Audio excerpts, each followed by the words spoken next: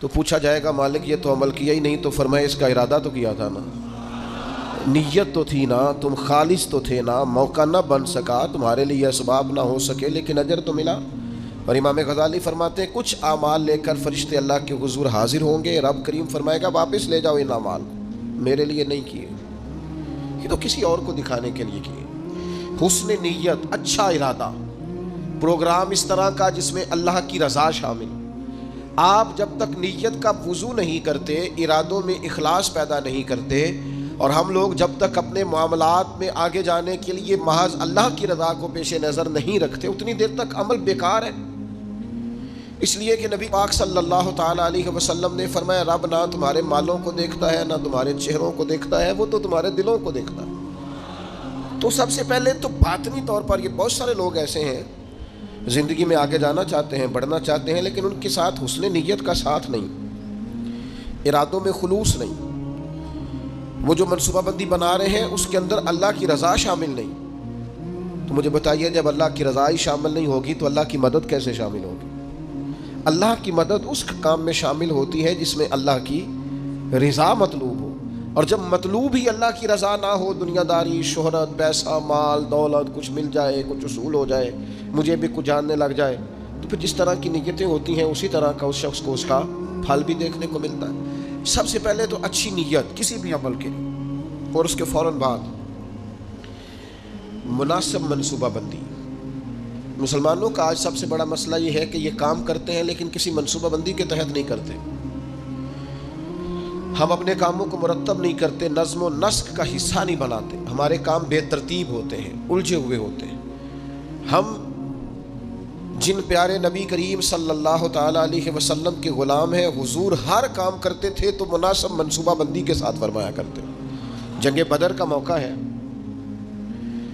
تو نبی پاک علیہ السلام نے پہلے مجلس مشاورت منعقد کی ہے، صحابہ سے رائے لی ہے، اس کے بعد صفوں کو سیدھا کرایا، ہر آدمی کی اس مقام پر ڈیوٹی لگائی، اور پھر اللہ کے محبوب نے مصلی بچھا کے اللہ سے مدد کا سوال کیا۔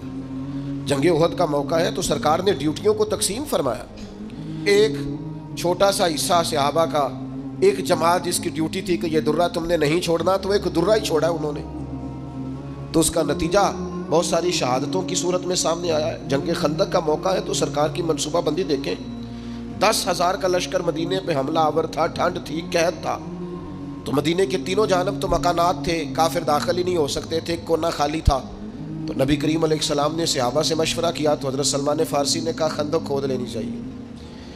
اس خندق کو کھودا گیا، اور پھر وہ 10,000 کے لشکر کو جس طرح روکا گیا ہے اور جس طرح وہ ناکام ہو کر لوٹ گئے ہیں، اللہ تبارک و تعالیٰ نے اس کو فتح عظیم مسلمانوں کی بنا دیا۔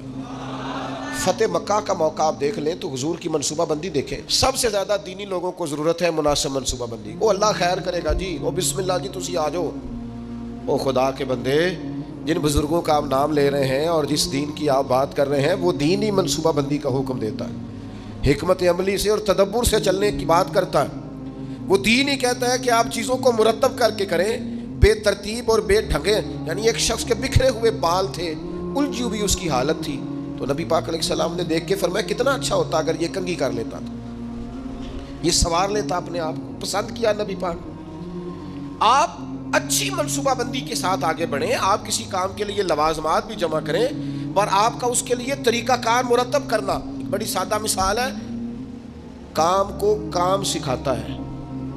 جب آپ کوئی کام کرتے ہیں تو کام کرنا آ جاتا ہے، لیکن جب کام لوگ کرنا ہی نہیں چاہتے پھر ان کو کام کرنا نہیں آتا۔ کام کو کام سکھا دیتا ہے۔ حضور فتح مکہ کے لیے تشریف لے گئے تو نبی پاک علیہ السلام نے صحابہ کرام سے فرمایا ہر آدمی اپنی الگ سے آگ جلائے گا کھانا پکانے کے لیے۔ ایسا ہوتا نہیں تھا روٹین میں، مطلب اب کھانا پکانا ہے 500 کا، 1000 آدمی کا، تو ٹھیک ہے ایک جگہ پہ کھانا پک سکتا ہے، دیگیں پکا نہیں لیتے ہم لوگ۔ فرمایا ہر مجاہد اپنا چولہا جلائے۔ تو جب 10,000 چولہے جلے تو ان کے ذہن میں تو نہیں تھا نا کہ ایک بندے نے جلایا ہے۔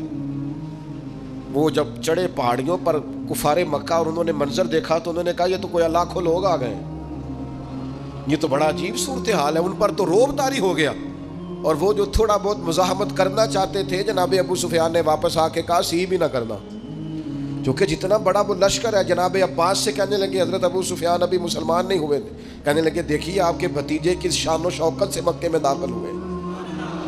اسلام کسی کو دقت نہیں دیتا، لیکن نبی پاک علیہ الصلوۃ والسلام نے فرمایا فتح مکہ کے موقع پر کہ تنگ گلیوں سے داخل ہونا ہے ہم نے مکے میں، کشادہ گلیاں موجود ہیں، کیوں تنگ گلیوں سے داخل ہونا ہے؟ جب تنگ گلیوں سے لشکر گزرتا تھا تو گھوڑا گزرا، دوسرا گزرا، تیسرا گزرا، یہ تو گھنٹوں پتہ نہیں کتنا کوئی لمبا لشکر ہے، ان کو سمجھ ہی نہیں آ رہی۔ آپ مناسب منصوبہ بندی کریں، آپ کا انداز خوبصورت ہو، آپ بہترین طرز کے ساتھ کام کریں، پھر آپ کو اندازہ ہوگا کام کیسے کرنا ہے۔ ہمیں نا لوگ کام نہیں کرنے دیتے، لوگ پتہ کیا کہتے ہیں، او بسم اللہ پڑھو جی اللہ خیر کرے گا، او بھائی اللہ تو خیر کرے گا، پر رب کریم نے بھی تو اصول دیے ہیں نا، سارے جانوروں کی قربانی نہیں ہوتی، جانور بھی مخصوص ہوگا، اس کی عمر بھی مخصوص ہوگی، وقت بھی مخصوص ہوگا، ایام بھی مخصوص ہوں گے، طریقہ کار ہوگا۔ آپ بے ترتیب جب کام کرتے ہیں تو اس میں الجھاؤ پیدا ہوتے ہیں۔ مناسب منصوبہ بندی، ایک اچھی ترتیب، ایک منظم۔ میں شروع میں جب ہم نے محفلوں کا آغاز کیا تو میں نے دعا کا ٹائم لکھنا شروع کیا، اتنے بجے دعا ہو جائے گی، تو لوگ مجھے کہنے لگے آپ عجیب آدمی ہیں، اتنے بجے دعا ہو جائے گی، یہ کیسے ہو سکتا ہے، لوگ تو آتے ہی نہیں۔ صرف 2 دفعہ ایسا ہوا ہے، زیادہ نہیں، کہ دعا کے بعد لوگ آئے اور انہوں نے کہا محفل ختم بھی ہو گئی، 2 دفعہ، پھر ان کو پتہ چل گیا کہ یہ واقعی ختم کر دیتے ہیں، پھر ٹائم پہ آنے لگ گئے۔ کوئی لمبی محنت نہیں کرنی پڑی، کوئی ہمیں زیادہ نہیں وہ کرنا، کچھ بھی نہیں، کوئی ہمیں زیادہ اس میں دشواری نہیں ہوئی۔ آپ نظم بنائیں، نظم۔ میں جن محافل میں شرکت کرتا ہوں دوستوں کو پتہ ہے یہ ٹائم پہ آتا ہے اور وہ تیار ہوتے ہیں، لوگ بھی ذہنی طور پر تیار ہوتے ہیں۔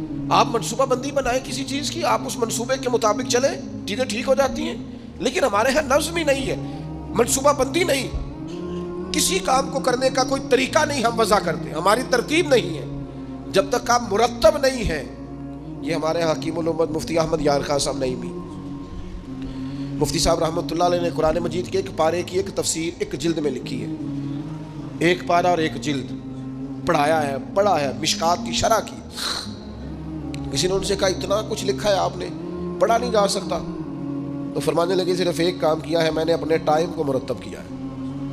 مفتی صاحب 1 بجے جمعے کی تقریر شروع کرتے تھے اور جب وہ الحمدللہ سپیکر میں کہتے تھے لوگ اپنی گھڑیاں ٹھیک کرتے تھے کہ 1 پورا بج گیا ہے۔ ہم کوئی ترتیب ہی نہیں، وقت کا ضیاع ہے۔ 2-4 چیزیں ایسی ہیں جن پر بالکل فوکس ہے لوگوں کا، وقت کو ضائع کریں، کوئی ترتیب نہیں۔ تو مناسب منصوبہ بندی۔ تیسری بات اچھی نیت، مناسب منصوبہ بندی، اور تیسری بات سچی لگن۔ جب تک آپ میں لگن نہیں ہوتی، آپ تھوڑی دیر کام کر کے اکتا جاتے ہیں، مسلسل نہیں کر پاتے۔ یہ طلب جب پیدا ہوتی ہے، یہ لگن جب پیدا ہوتی ہے، پھر کام ہوتا ہے۔ آپ کے اندر لگن ہی نہیں ہے تو کام کیسے ہوگا؟ وہ تڑپ ہی نہیں ہے، کچھ کرنا ہی نہیں چاہتے، مزاج ہی نہیں ہے، کیسے کام ہوگا؟ کام ہو جاتا ہے، صرف اس کے لیے آپ مسلسل محنت کریں، مسلسل۔ پتھر پہ پانی پڑے متصل تو بے شبہ گھس جائے پتھر کی سیل۔ پانی کا ایک قطرہ کبھی بھی سیمنٹ میں سوراخ نہیں کر سکتا، لیکن اگر مسلسل گرتا رہے نا تو وہ سیمنٹ میں بھی سوراخ کر لیتا ہے، پلستر والی پکی جگہ ٹائلوں والی میں بھی وہ گھس جاتا ہے۔ کیوں؟ کہ مسلسل ہے نا، استقامت ہے نا، لگن ہے نا، لگن سے کام کریں۔ وہ بہت سارے دوست آگے مجھ سے کہتے ہیں میں بڑے ہی کام کیتے نے کوئی کامیاب نہیں ہویا۔ میں کب بڑے چھڑ دے تو ایک ہی کار انہوں 4 دن چاج نال کار ٹھیک ہو جائے گا۔ تو بڑے کرنے کے چکر میں کوئی بھی نہیں ہوتا۔